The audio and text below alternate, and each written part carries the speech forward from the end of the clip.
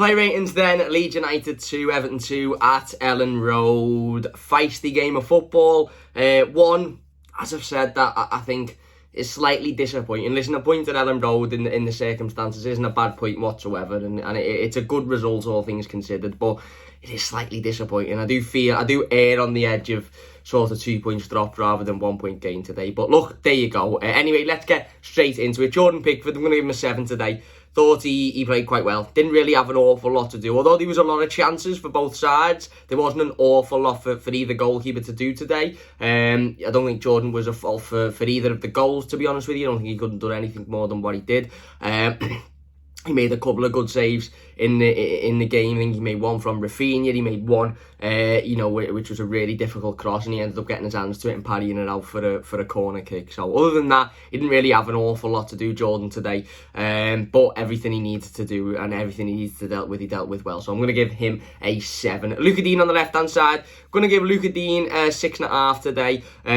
Got down the wing on a couple of occasions and threw a couple of really good balls in. However, I think his corners today were slightly underwhelming. There was a couple of times when we had a little bit of momentum going for us and we'd won a corner and the crowd was really up for it, and then his corner couldn't beat the first man, and it's really disappointing because when you look at Everton in situations like that, you've got Dominic Calvert-Lewin, Yerry, Mina, Michael Keane, who's a big lad. You've got all of these big tall players in the box who are capable of getting on the end of corners and nodding the ball into the back of the net, and you can't even beat the first man with a corner. It's slightly disappointing. Like I said, overall in the game defensively, I thought he'd done okay. Luca Dean put himself about, worked hard, battled, fought, did get forward, in open playing through a couple of decent crosses into the box as well. But I just think his delivery from set plays today let him down a little bit. But a decent performance, all things considered. Into the centre-backs then, Yerry Mina. I'm going to give Yerry Mina an 8 today. Thought he was really, really solid. Threw himself about. I've said it before. I've said it time and time again before. Yerry Mina is a real ball magnet, isn't he? And what I mean by that is he's a player who, if the ball's anywhere near him, he's attracted to it. He's attracted to getting there, getting the ball out, clearing it. And sometimes he does it in an unconventional manners, like lying on the sideline and just basically holding the ball and ensuring Patrick Bamford can't get to it. But most of the time he does it and he breeds confidence into the rest of the team because he's clearing it away, whether it's with his head, whether it's with his feet, whether it's throwing his body on the line. For me, it's quite noticeable, and it was quite noticeable today, but it's been quite noticeable for a long time that Yerry Mina is our best centre-back, without a shadow of a doubt. Yerry Mina is our best centre-back. He's the most solid, and defensively, he's just the best. So again, a really solid performance by Yerry Mina today. Maybe he could have done a little bit more for the second goal, for Rafinha's strike. But again, like I said, all things considered, he had a really tough battle on his hands today with Patrick Bamford, and I think he done really, really well. So Yerry Mina is getting an 8. Michael Keane, I'm going to give Michael Keane a 5. And that's probably being a bit kind, to be honest with you. At fault for the first goal again, which is massively disappointing. Just doesn't really read the game, just can't really read the game. And again, Leeds end up getting in behind. Yerry Mina has to get over. And then, the lad who scores, can't remember his name now, is just completely unmarked and just basically, runs in and slots the ball into the back of the net. But again, Michael Keane, you sort of look and thinking, you've got to be a bit better than that. You've got to be more solid. You've got to read the game a lot better than that. And if you can't read the game, don't get caught in a position where one ball, one pass completely takes it out of a game. And unfortunately, he was caught in that situation again today. And it is disappointing because I've said it before, Michael Keane at his best is a very, very good defender and a very, very solid defender. But Michael Keane, when he's not at his best, he struggles. He does, that's just the truth of it. He struggles, and unfortunately, sometimes it costs Everton. And yeah, I think today was one of those. So I'm going to give Michael Keane a 5. Seamus Coleman, I'm going to give Seamus Coleman a 7.5 today. Thought he battled an awful lot. Thought he worked really, really hard. Again, battling defensively, won pretty much everything that he needed to win down that right-hand side defensively, winning headers, winning the ball back, coming forward, and just putting a really, really solid performance in. One thing I would say, and maybe I'm being a bit hyper pedantic here, and maybe I'm being a bit picky, but one thing I really would say is that chance at the end of the game. It's 2-2, Everton are getting forward, trying to find the winner. We've got 5 minutes to go, 6 minutes to go, something like that. Seamus brings the ball to the edge of the box, and I get it. He wanted to shoot. He wanted the Abdoulaye Doucouré moment of last week. He wanted to rifle it into the top corner and run into the Everton fans, the captain, and it would have been magical. I understand that, but you'd have to question decision making in these times. We'll talk about Dominic Calvert-Lewin in a second, and we spoke about him on the instant match reaction about his decision making and goal scoring, one-on-one opportunities and all of that sort of stuff.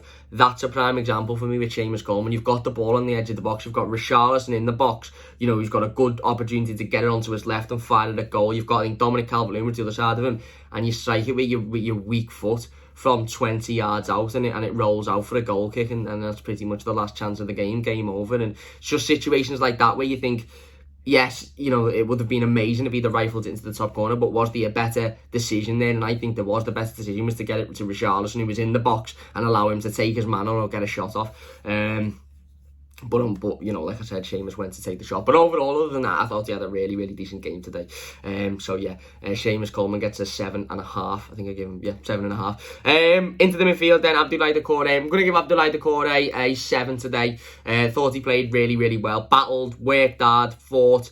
Again, you know, pretty much everywhere. Misplaced a couple of passes in the second half. I understand that, but for the majority of the game, he was winning everything in the air. He was winning everything on you know, at his feet. He was getting forward. He was moving the ball forward. He was a real sort of, again, like general in that midfield. And you know, Leeds, I think at times found it really, really difficult to deal with Abdoulaye Doucouré. I think Calvin Phillips found it really difficult to deal with Abdoulaye Doucouré at times as well. And yet it is disappointing because there was one chance where we were breaking on the counter-attack and he had a perfect ball onto the right-hand side and he just misplaced the pass, and Leeds ended up coming back and counter-attacking us the other way. And if he'd have made that pass, it'd have been a real big opportunity for us to go and get, I think it would have been a third goal at that point. But he doesn't, unfortunately. He misses the ball. He misplaces the pass, and Leeds come the other way. But overall today, I thought he had a decent game. Allan then, I'm gonna give Allan an 8.5. To be honest with you, I thought Allan was really, really solid today. Battled, worked, and never stopped running his socks off for the entirety of the 90 minutes that he was on the pitch. One thing I was really, really impressed with Allan today specifically was his ability to pick the ball up and drive forward. You don't see it often with Allan. You see him pick the ball up and maybe drive 10-15 yards forward and then pass it off, but there was a couple of times today where he picked the ball up and he just went forward, and it seemed like he just had tunnel vision on getting the ball as close to the opposition goal as possible, and he was getting dragged and ragged down, but he still persisted. That's one word I'd use to describe Allan: persistence. He's constantly, you know, he doesn't just get pushed off the ball, he doesn't just get, you know, moved off the ball. Yeah, he can get beaten for pace sometimes because he's not the quickest, but if you're in a physical battle with Allan's winning the physical battle. Even if you try and drag him down, he'll get back up, he'll win the ball back again. He's winning that physical battle. And I thought he was really, really impressive today, coming forward, again, intercepting the play when we needed him to in the defensive areas, but then moving the play forward, which was really impressive. So Allan, for me, is getting an 8.5. Alex Iwobi, then obviously Alex Iwobi come in for Andros Townsend in this game. Started on the right-hand side. I'm going to give him a 7. Wasn't massively in the game. Obviously, he played the ball through to Dominic Calvert-Lewin, who should have scored the third goal to make it 3-1, and I think Everton had run away with the game at that point, but he didn't. There was a couple of spells by Alex Iwobi where he was getting down the right-hand side, threw a couple of alright balls in, picking the ball up, running at defenders and beating them, but overall, not enough. I don't feel not enough from Alex Iwobi today. But he was okay, all things considered. Demarai Gray on the other side. Demarai Gray is getting a 9.5. Thought he was absolutely brilliant today. My man of the match, to be honest with you. Allan, Abdoulaye Doucouré, close. Yerry, Mina, I thought was brilliant as well, very close. But for me, Demarai Gray today was exceptional, absolutely exceptional. Not only his goal, which is brilliant, obviously first goal in an Everton shirt. Again, a little bit like Doucouré's last week, you sort of think the chance is gone because it's just a little bit behind him, but he picks it up brilliantly. He takes his player on, little step over, megs him, and obviously beats the keeper at his far post. Great finish, absolutely great finish. But not only that, his overall play today, getting forward, driving forward, trying to create chances, putting the ball into the box, put some really dangerous crosses in. There was one in the first half when we'd gone 1-0 up where he absolutely pushed off his man, and he just ran down that right-hand side, and he put a really good ball into the box across the goalkeeper, and Dominic Calvert-Lewin just couldn't slide in to get it. But I thought Demarai Gray was absolutely electric today. What a bargain he is proving to be at £1.7 million. That lad is absolutely electric, and you can see what it meant to him with his goal celebration, how much it means to him to be here, how loved he feels at this football club, and how appreciated he feels. Obviously, the tune was ringing out, which was absolutely amazing to see as well, and to be part of. I'm not going to sing it now because my throat's done enough singing today, but no, I thought Damari Gray was absolutely brilliant today. Exceptional performance, and yeah, that's 2 out of 2 now for Damari Gray, where he's absolutely faultless, and obviously he got his goal today. Richarlison, I'm going to give Richarlison a 7 today. He worked hard. You know, again, got in and around the box. Some people would maybe disagree and say he didn't have his greatest of games, and he didn't. To be fair, he didn't. He wasn't in the game enough going forward for me, in terms of being on the end of chances, creating chances, scoring goals, obviously. But he worked hard today. He ran round, you know, and again, you know, you look and you think, okay, it's a decent performance, all things considered. He was okay. Again, he wasn't electric, but he worked hard. He ran round. He put a shift in. And again, you know, we would have liked a bit more, but he worked hard.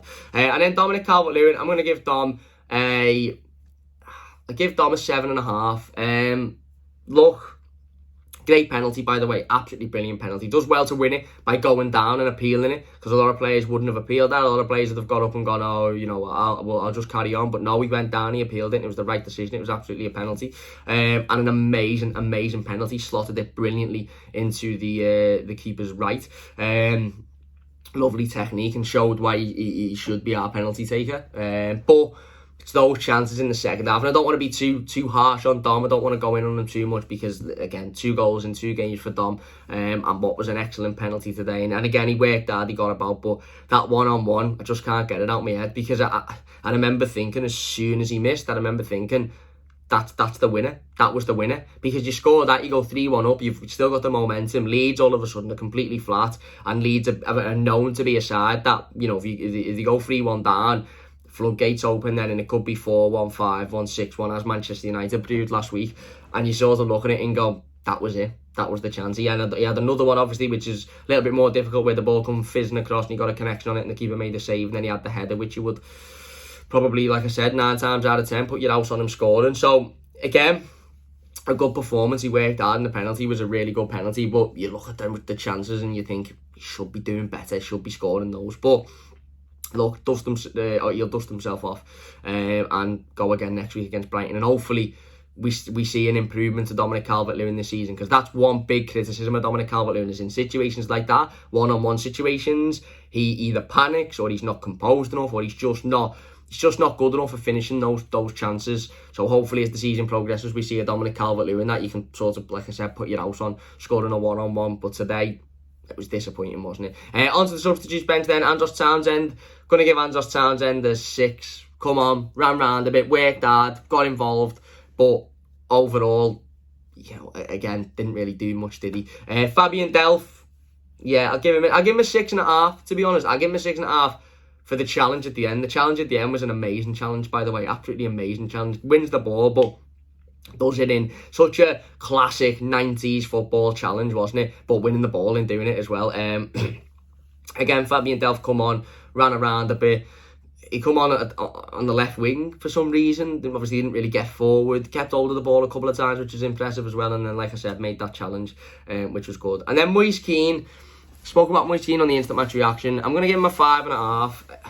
He come on and he done a bit of running around when he first come on. Listen, firstly, before we go talking about Moise Keane for a minute, I get it's frustrating. He must be absolutely frustrated. I understand it. You know, Dominic Calvert-Lewin obviously has missed a couple of chances, and Moise Keane's getting to come on for 5 minutes, 4 minutes at the end of a game, if that, 2 or 3 minutes, something like that.